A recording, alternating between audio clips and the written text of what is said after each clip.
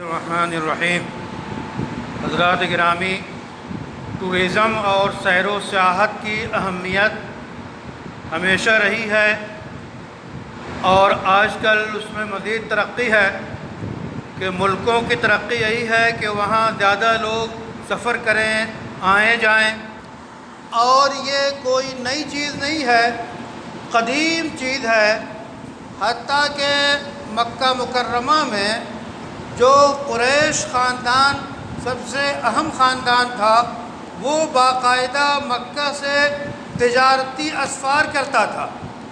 اور ایسا سفر کہ وہ سال میں 2 سفر کرتے، ایک گرمی کے موسم میں اور ایک ٹھنڈ کے موسم میں۔ ایک سفر یمن کا ہوتا، دوسرا سفر شام کا ہوتا،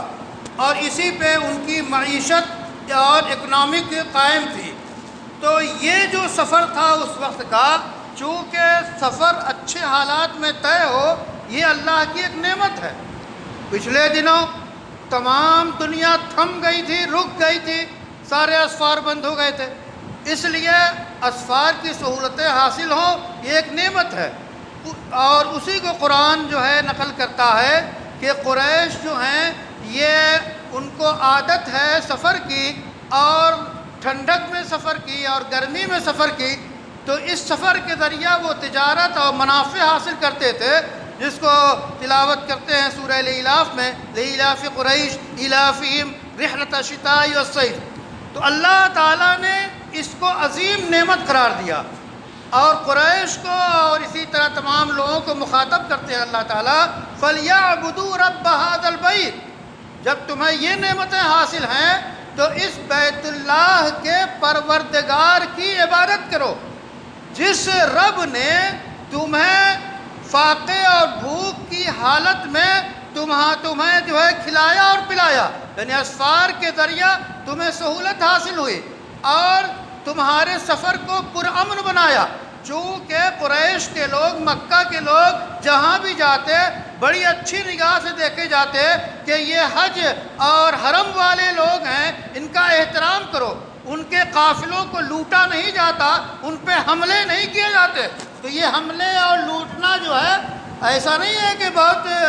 جو ہے نئی چیز ہے، ہر دور میں ہر برے اچھے لوگ ہیں، تو لوٹ کھٹوس حملوں سے بچنے کی جو تدابیر ہوں ان کا اختیار کرنا ضروری ہے، اور اللہ کی پرستش کرتے رہنا چاہیے اور شکر ادا کرتے رہنا چاہیے کہ ہمیں اللہ تعالیٰ نے اچھی حالت ہماری رکھی ہے اور سفر کی سہولتیں جو ہے مہیا فرمائی ہیں، اس پہ ہم اللہ کی عبادت کریں اور شکر کریں۔ اسی کے ساتھ ایک اپیل ہے کہ جناب عبد الرحمن صاحب، جو